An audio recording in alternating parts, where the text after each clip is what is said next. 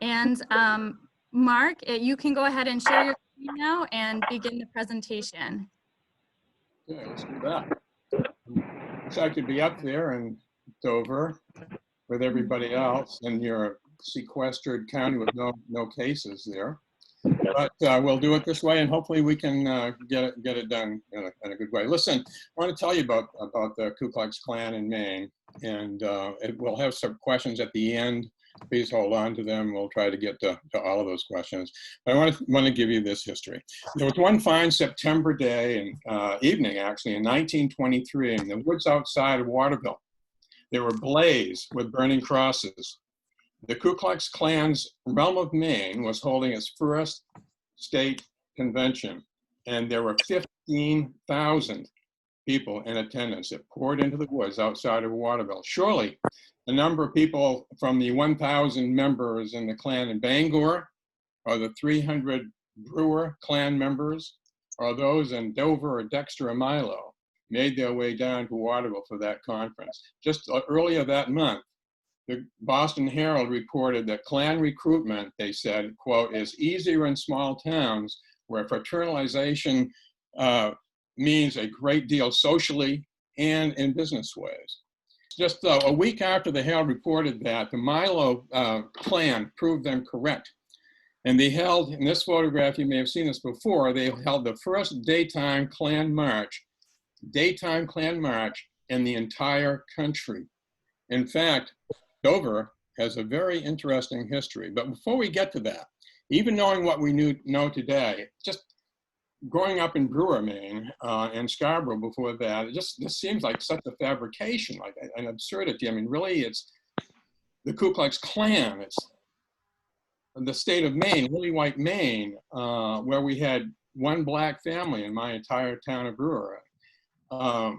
It just doesn't seem like it's the truth, but indeed, I mean, we had ancestors that fought to end slavery 60 years before the 1920s. And the idea that Maine became a home to the Ku Klux Klan is just amazing. And I just wonder how many people out there were taught this in their schools. Okay, this was my granddaughter. She was taught 2 plus 2 is some 4 modern in math. I don't know what they teach them nowadays, but she did learn that. But she was never taught about the Klan either. And so I wonder how many of us were. But to go forward in this, I'm going to give you a little primer. And it's going to take a little bit of time, but we really need it to understand where the mind was, where the minds are, that would get us to a point where we'd even have an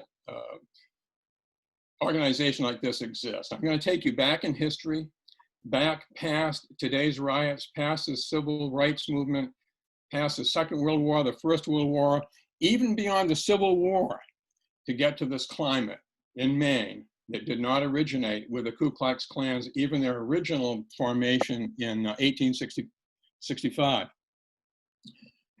Indeed, it did not begin then, but it began, and I'm going to go forward here, hopefully, with the year that, according to one writer, Maine went mad. Maine went mad. It's a year that we saw a political realignment. There were promises to drain the swamp, to put Americans first. There were verbal attacks and physical attacks on immigrants and minorities. And at the forefront of this, it created something called the Know Nothing Party. Now, I wonder if you remember this, because I had to dig back, way back in my memory to remember hearing anything about the Know Nothing Party. But indeed, it was called the Know Nothing Party. They changed their names in some places to the American Party. The Know Nothing movement had its origin in secret societies across the United States, and its name was, in fact, a nod to the clandestine nature of their meetings. When pressed, if you get out of a meeting, you were a Know Nothing Party member, and if people ask you what happened, you say, I know nothing, because they didn't want people to know the inward workings of their group. Now, the Know Nothings opposed the surge of immigration, particularly the Irish, who did not speak English and often arrived destitute of any resources, and they were overwhelmingly opposed at Catholics. Overwhelmingly Catholics. That's what the Irish were, and that was bad news for the Know Nothing Party. Indeed. According to the Union and Eastern Journal of Biddeford, who were sympathetic to the Know Nothing Party, they were they opposed the overwhelming tide of foreign and pauper immigration. They opposed the naturalization of foreigners and equalization with our own citizens until they'd been here for 21 years. They opposed insidious aims, quote unquote, of the Church of Rome to obtain political and secular power, and favoring other countries supporting their own paupers instead of dumping them here to burden us in America. So the Know-Nothings believed these immigrants were flooding the country, bringing strange customs with them, nursing divided loyalties, and with a secret foreign agenda. Now, in Maine, the Know-Nothing candidates actually helped to wrest control of our state legislature away from the incumbent Democrats. And they elected a man called Ansel Morrow. He was running on a joint ticket, Republican and Know-Nothing, Republican American ticket. And he got elected as governor.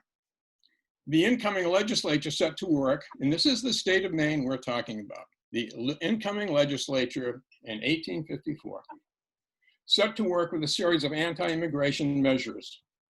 They banned newcomers from serving in the militia. They added a 3-month residency requirement before new citizens could vote. More importantly, they removed the ability of the state and municipal courts to naturalize the new citizens. Now, the reason that's important is it forced these people to travel all the way to the federal courts to apply for their citizenship. It wasn't easy back in 1854 to travel. And at the local level, the Know-Nothings campaigned against what they saw as Catholic influence on local school boards, erosion of the traditional public school curriculum, which in this period included Bible reading. And this is where it gets interesting here in Maine. Some of you might know or heard of Father John Bapst. You certainly have heard of John Bapst High School. Well, he was a native French speaker, and he was brought to Ellsworth in 1854 to oversee a sprawling parish in central Maine. The problem became that he wanted to take the Bible that they were using, the King James Bible, out of the schools. They wanted to use their own Bibles. Well, when Father Bapst, and this caused a lot of problems, when he established a parish school for Catholic children, that escalated the tensions. There was vandalism, there were fist fights in the streets. People were afraid to walk alone. I remember there was one woman who said that she dared not go down to the post office because she feared for her life walking down the street. There was a bomb set off on the schoolhouse steps. And Ellsworth was just a scene of mob violence where Father Bapst was. And indeed, anybody familiar with the old South Church in Bath? Well, July 6th, right after the big July 4th celebration in Bath, James S. Orr, an itinerant preacher, calling himself the Archangel Gabriel, whipped up a crowd, this is in Bath, whipped up a crowd into a frenzy, and they attacked the Old South Church, which was being rented to the Catholics for their congregation, for their worship. And the mob smashed the church's windows, destroyed the pews, and this picture that you're seeing now, I hope you're seeing it, shows what happened. They burned that church to the ground because the Catholics were in it. In Lewiston, right around that time, about a month later, in Lewiston, there's a church downtown in Little Canada. If people are familiar with Lewiston, the French part of town, the Catholics were renting that for their worship, and it got on fire. When the fire department arrived, there were 500 or 600 people across the street just cheering on the fire, and there was no water. Someone had cut the water hose. This is just to give you an idea of what was happening, because as you'll see, it's the Catholics, not the Blacks, who became the object of hate for the Klan here in Maine. But Bapst became such a symbol of outrage that he had to leave. He came back. As soon as he came back a year later, he was people in the Cast Iron Band in Ellsworth. They were members of the Know Nothing Party. They called themselves the Cast Iron Band. They abducted Father Bapst, they tarred and feathered him, and they were about to hang him and put his body on a railroad rail to get run over when he was freed by another mob of Catholics. But he moved to matter of fact, he moved to Massachusetts. He started Boston, a Holy Cross in Boston College. So he lived a life beyond that, but I guess he had nightmares for the rest of his life, and we can imagine that. So we fast forwarded to 1865. Again, I just want to get you in to see the human condition, even here in Maine, as this whole morass happens.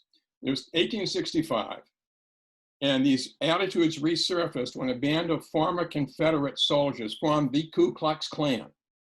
This is the first rendition of the Ku Klux Klan, 1865 in Tennessee. Now, if you take a look at this logo of theirs, you might get an idea. Does anything come to mind when you see that logo? Immediately, I thought of the Nazi cross and the Nazi symbol. Does that not? That's just shows military force to me. And so that's what they had. Now, 42 years later, a whole 42 years later, and the year is 1914, and a groundbreaking movie is made, The Birth of a Nation. It broke all kinds of attendance sales. More people saw this than anything else. It was a wonder of cinematography, and it won all kinds of awards. William Joseph Simmons, 33 others in Georgia saw this movie, and they resurrected the Klan. It got them all fired up because there were Klansmen in this movie that were made heroes, and it got them fired up to restart the Ku Klux Klan all these years later. Death of a Nation was even viewed in the White House. The president had a private viewing in the White House. They portrayed black men, and there was a white man actually in blackface, as unintelligent, sexually aggressive towards white women. Of course, the Klan was heroic, and so that excited them to get back to the Klan, brought it back to life. The problem is, even though this movie was so well attended, matter of fact, it went across the country 3 times. It came up to Bangor the 3rd time. The NCAP, which had just been formed in Bangor, tried to stop it, and they couldn't. So it got 3 showings in Bangor. But still, we only had 4,000 or 5,000 members in 1919, 5 years later. And so what happened, the great recruiters, this is like the KKK's version of Goebbels. The great recruiters came aboard the Klan train. It was Edward Young Clark and Mary Elizabeth Tyler from the Southern Publicity Association of Atlanta. They were 2 experts in propaganda, and boom, things took off. Took off greatly too because of what I'm calling the Great Oath Hoax. Clark and Tyler claimed that members of the Catholics, the Catholic Knights of Columbus, that men's Knights of Columbus, they claimed this, and people believe this. They said that anyone who joins the Knights of Columbus takes this oath. Now listen up, please, closely. Here's the oath that they supposedly took. I denounce and disown any allegiance to the United States and its laws. I declare that the doctrine of the churches of England and Scotland, of the Calvinists, Huguenots, and others of the name of Protestants or Masons to be damnable. And they swore to help His Holiness's agents, unhesitatingly, obeying every command from my superiors in the Pope's militia. I will make, when the opportunity presents, and I will wage relentless war, secretly and openly, against all heretics, Protestants, Masons, as far as I am directed to do, to extirpate them from the face of the earth. Furthermore, I will spare neither age, sex, or conditions. I will hang, burn, waste, boil, flail, strangle, and burn alive these infamous heretics. I will rip up the stomachs and the wombs of their women and crash their infants' heads against the walls to annihilate their execrable race. I will provide myself with arms and ammunition that I may be in readiness when the word is passed, or that I am commanded to do to defend the church. Multitudes of people heard this and believed it, and the induction ceremonies were all over the South, just people pouring into the Ku Klux Klan, so much so that this is the 1924 Democratic Convention, New York City. They called this the Klan Bake. The Democratic Convention, half of their delegates took place in this parade as they marched to the Madison Square Garden for their national conference. 1924, the Klan Bake.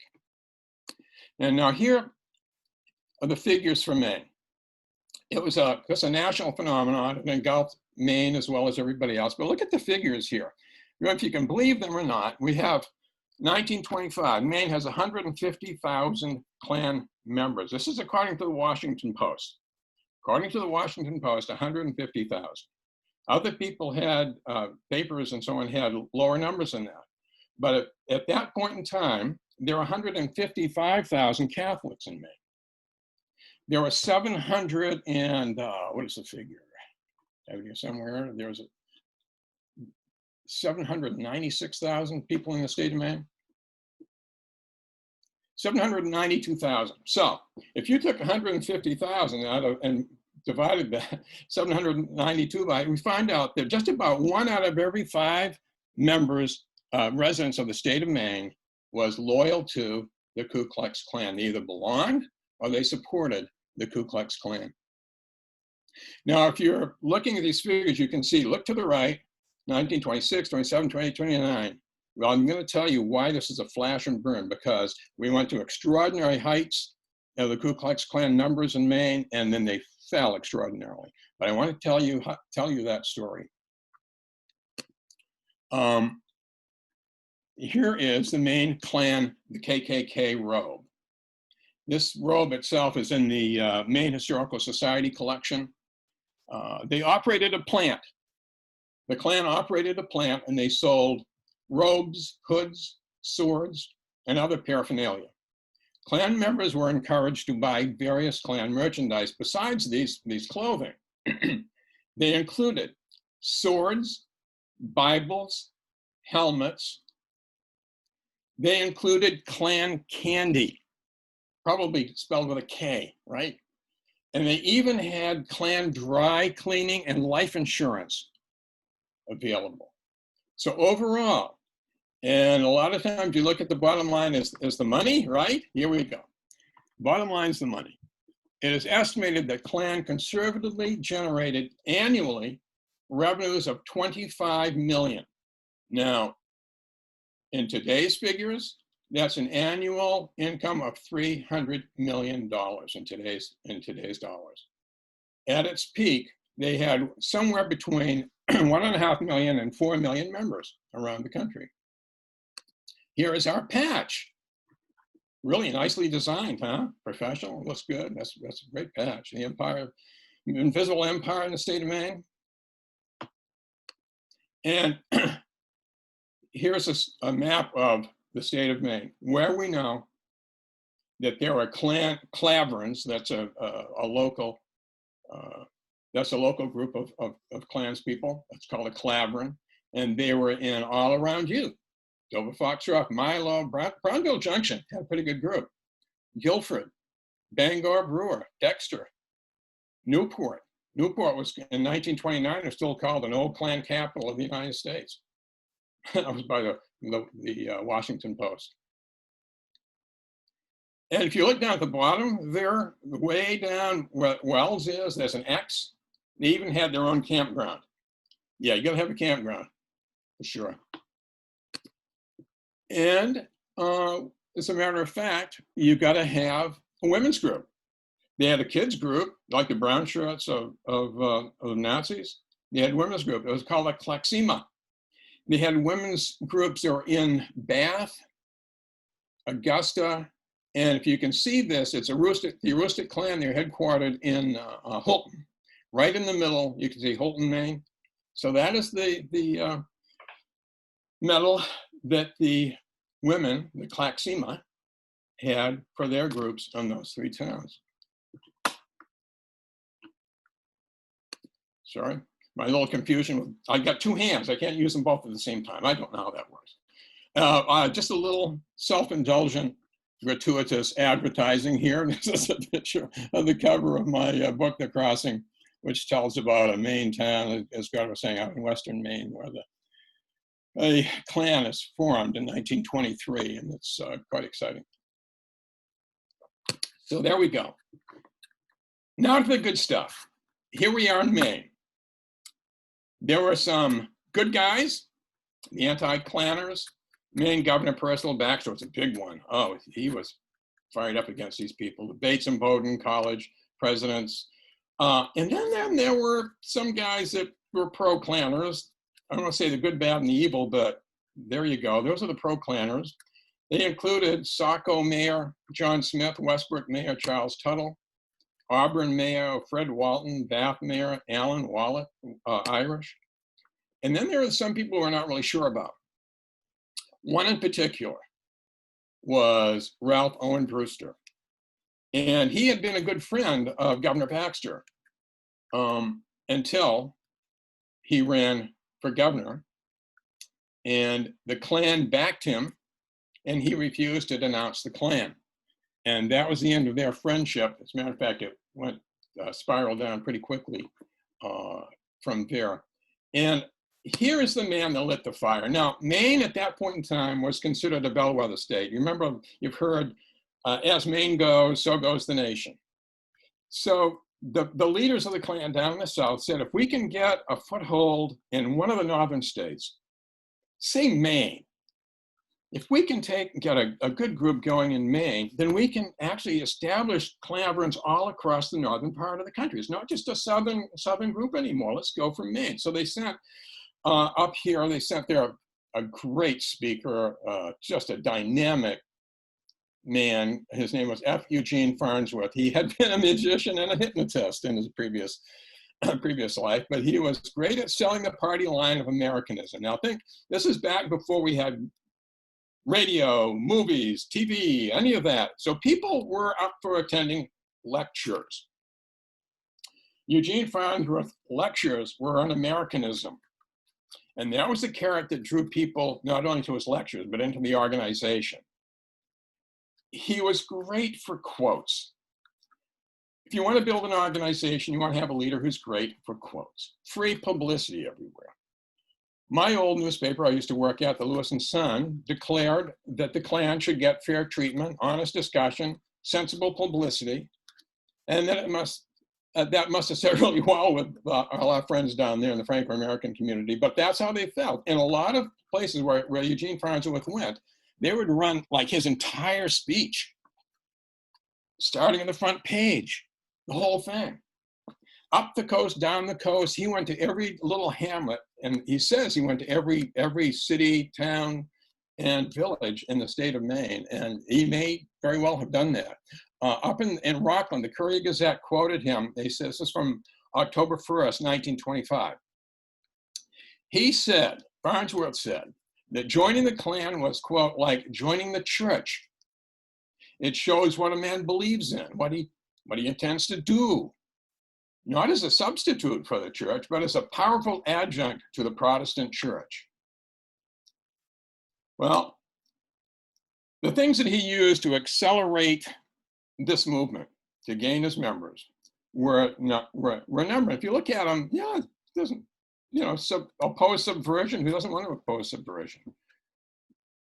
Honor the flag, promote respect for the law, protect Americans' jobs, promote public schools, rid the country of foreigners' influence. Okay. Also, we have the fact that Portland at the time was one of the world's leaders in whiskey production. And of course, alcohol is bad. So we've got to oppose alcohol. And then we get to what I find is the most interesting and fascinating of there weren't any black people up here. So what do you oppose? Well, you got to oppose those darn Catholics. So they had the Catholic conspiracy that went beyond just what the Knights of Columbus was said to have sworn. Now, the Catholics opposed, these people opposed funding Catholic churches. They exploited the scepter of state support for Catholic churches. Now, past Catholic schools, now back then, taxpayer money helped the Catholics run their schools. So they were against that. They claimed that there was peril to the country at the hands of Catholics. Farnsworth decried the growing number of Catholic teachers in the public schools and their placement in the cities, and said that they were controlling the courts. Indeed, the Klan said the Catholics held a stronger allegiance to some guy across the ocean, half a world away, the Pope, than they did to their own country, America. And it's indeed, this is fascinating. Every time a child was born to a Catholic family, the father added a weapon to the church's arsenal. Every time a Catholic child was born, the father would take a weapon to his local church for its arsenal. And that Catholic church had bought a cannon. The Catholic Church, they said, had bought this cannon. If you're familiar with Georgetown University, up on the hill there in Washington, D.C., that cannon up there on that hill, the Catholics had bought that cannon, according to Farnsworth, and they had it aimed at the Capitol of the United States. They were ready. They were ready for war. What else did they use for an accelerant? Well, there were fun times. There were a lot of fun times. Social networking done. They had parties. They had bazaars. The women had Christmas bazaars. This is a newspaper article that ran down there in the Bath Independent, September 24th, 1924. They had a clam bake. They had fireworks. It was a fun time, a family time. Steamed clams, corn, frankfurts were served on the grounds while interesting talks were delivered. The parade passed through the business district at 8:45 p.m. Big parade. Women marched in it. They're all wearing robes, of course, but and most of them were masked, but some of them weren't. And they carried around an immense American flag and exposed their faces, and music was furnished by the Button Band, the Paragon Button Band of Waldorf, the famous, you've heard of it, right? The Paragon Button Band of Waldorf, famous band. Down there, and City Hall was reached, and they had a big talk by the pastor, Reverend Eugene Allen of Rockland. There were fireworks, and it was a good old time. And so they got people to join the Klan for those good old times. As a matter of fact, you gotta love this photograph, right? You see the photo there? Who's up on the Ferris wheel? They were having a grand old time. What is not on this list is also interesting. What is not on this list of accelerants is politics. Originally, they said, we're staying clear of politics, not going to get involved in politics. Then they quickly got involved in politics. Now, what do politicians do? The opposite of what they tell you. So it takes off. As Maine goes, so goes the nation. Here's another picture of your parade up there in Milo. Excuse me, not your parade, but Milo's parade. And of course, that was the first daylight one in the country. But headlines about this parade screamed all across the country. This was big news. This was huge news, and it was great for the Klan.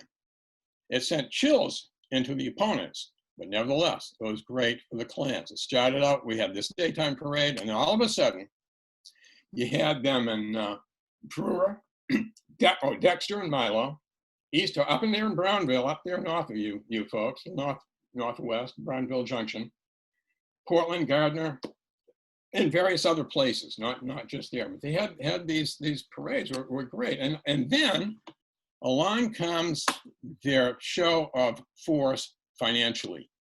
The Rollins estate, which was on Forest Avenue, going out Forest Avenue near the bay, the Back Bay. As a matter of fact, this estate went from Forest Avenue all the way to the Back Bay. They bought that piece of property for $75,000. And they built an enormous hall. The auditorium that they built could seat 4,000 people. Their dining room could seat 1,600 people in that dining room. 4,000 people in the auditorium. They filled that place up. September 1923, besides the 4,000 Klansmen, 4,000 members of the Klan in Portland in 1923. There were 1,000 members I mentioned in Bangor. There were 2,000 in Lewiston and Auburn. Big French community, 2,000 people.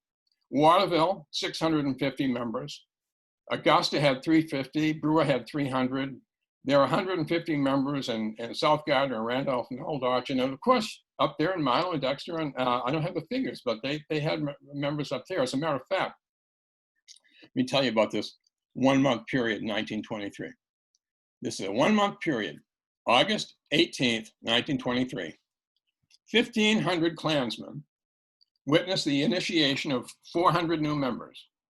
10,000 people lined the streets to watch them parade in. In Portland, Maine, 10,000 people lined the streets to see 400 people inducted. September 1, 2 weeks later, 800 Klansmen saw 200 people naturalized. And September 7th, Farnsworth spoke to 1,000 women. Remember the Klaxima? This is September 7th. He got 500 women who pledged to join the Klan, the Klaxima, the women's offshoot of the Klan. September 19th, 2 weeks later, they formed the women of the Ku Klux Klan, and they had picnics and Christmas socials and bean suppers and all kinds of things that with a great family image, right? This is, okay, here comes the politics. While the Democratic Party propagated the Klan in the South, in Maine, it was a different story. Here in Maine, it did include some Democrats, but it split the Republican Party. And it was all when Brewster ran for governor. They said a vote for Brewster is a vote for Coolidge. That was the motto of Dexter native, Ralph Owen Brewster's race for a governorship. He was a native of Dexter, a Bowdoin College graduate, and he won a rousing majority and the largest vote in Maine history to that time. That victory was seen across the country as a smashing victory. Despite a large Klan membership in his city, Waterville Mayor William Robinson lost. He got smoked. The Bangor Daily News reported on March the 4th, 1924, that the Klan-supported victory for the Republicans followed 10 consecutive defeats. Even the little town of Dexter, had the heaviest vote in the history of the town. The Klan held a clam bake in Trenton to celebrate Brewster's victory. And how many attended? This is Trenton, Maine, down in the sticks in 1924. 5,000 people made it there. And when Brewster was re-elected 4 years later, he carried every single county in the state of Maine except Androscoggin and Kennebec. He won every single county except Androscoggin and Kennebec. That means he won Piscataquis, he won Penobscot, Waldo, everybody all around you. Somerset, won Somerset, all the others. He also won all the cities in Maine except Waterville, Augusta, Lewiston, Old Town, and Biddeford. Every other city in the state of Maine, this Klan-supported man won. Now, to get a little specific about you folks, your area up there where you live. Excuse me, I'm running a little dry here. In Greenville, the Industrial Workers of World Organizers clashed with the KKK in February 1924. And the town selectmen ordered these union workers, the IWW, to leave town. They did not. And 175 members, many of them were French Catholics, couldn't get hired by the lumber companies. There in Dover Foxcroft, several weeks later, the IWW organizers received even worse treatment when their leaders were indicted and arrested for circulating boycott notices. They were found guilty and served 1 to 2 years in jail for circulating boycott notices. 1 to 2 years in jail. The Old Town Enterprise wasn't satisfied with that. No, the Old Town Enterprise ran an op-ed complaining that the prison sentences were not long enough. They said, "We have been too patient with these pests of society." In Dexter, according to the Portland Press Herald, there was a religious war in Dexter, a religious war between Protestants and Catholics. The Press Herald reported the village was thrown into, quote, a state of excitement such as has never been known before. The Catholic priest called for a boycott of business owners who had attended the Farnsworth talk, but the boycott boomeranged. The Protestants and Klan members said, let's boycott the Catholic businesses, and it was a terrific boomerang that just was a terrible, terrible thing for the Catholic businesses. The Bangor Clavering. Now, I know you're not that far from Bangor. I've been to Dover from driving there from Bangor. They had enough people, enough money, that they built a 70 by 35 hall, 13-foot high ceiling, 70 by 35-foot hall. It was at North Street, out there, 39 North Street, off Hammond Street. It opened in 1924 for religious services. This is a Klan. Had a chapel. They had religious services every Sunday. The chaplain was a full-time chaplain. In fact, in 1926, the Reverend Milton Charles Bennett sued two other Klansmen from Brewer and Bangor because he'd been fired as the pastor of the Klan church. So he went and he sued them because he wanted to maintain his pastoralship over the Klan of Bangor. And in 1929, the Washington Post, I mentioned this, called Newport an old Klan capital. Well, the animosity between the Klan and Catholics was so intense that the Klan threatened to burn down the Waterville Catholic Church. Now, Governor Baxter convinced the state legislature to introduce several bills in 1923 to restrain Klan activity, but the Bangor Daily News reported that most vociferous opponents later became the KKK's most ardent followers. The most vociferous opponents, according to the Bangor Daily, later became their most ardent followers.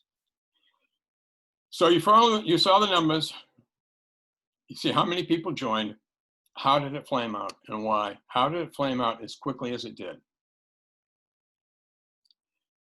Its downfall was for several key reasons we'll get to, but I think the primary one was that, remember the Klaxima?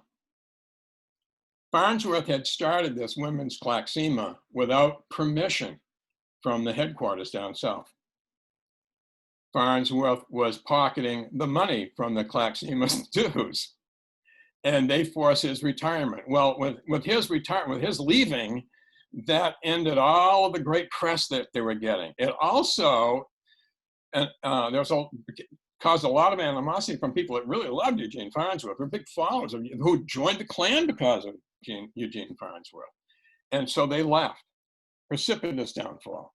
And aside from that, now Farnsworth's wife and daughter had joined the Klaxima, right?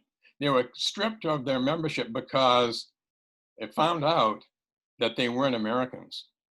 They were both born in New Brunswick.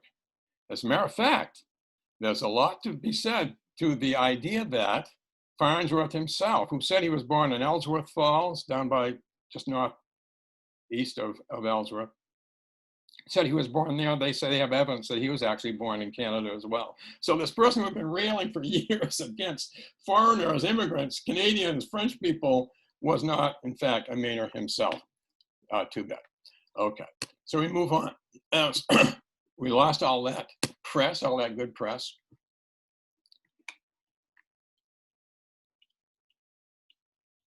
We mentioned the money down the drain. Much of the Klaxima funds, matter of fact, out of every $10 dues you paid every year, $5.50 of that $10 had gone directly into private hands. So the National Klan was plagued with economic troubles. Now out of that $10, $4 went to the local Clavering, $6 went to the King Kleagle, $1 for himself and $5, which he divvied up to other people. $2 of that went to Clark and Tyler, the Goebbels of the group, and $2 went to the Imperial Clabby. So there was a lot of money there going to people that weren't helping the Klan. They were just pocketing the money. But also, this gets juicier. William Simmons, who founded the Klan, received a salary. This is 1920s, $12,000, an unlimited expense account. You got a house, 2 cars, and $25,000 in cash. Now, the average income in the United States in 1921 was $1,537. $1,500. This guy, Simmons, was getting $12,000 a year. Edward Clark, one of the key promoters, received as much as $40,000 a month. Times 12, so he's getting that close to $500,000 a year, when the average person was making $1,500. Okay. That went on for a year and a half, October 1921 to March 1923. It gets juicier still. D.C. Stevenson, the Grand Dragon of Indiana, Indiana's chief Klansman, emerged with $3 million from his Klan affiliation. $3 million. Okay, and then we had political disaster. Brewster tried to buy votes from Baxter, saying he would deliver 20,000 votes to Baxter's campaign if Baxter supported him in his campaign. That got out. Baxter did not like that idea any little bit.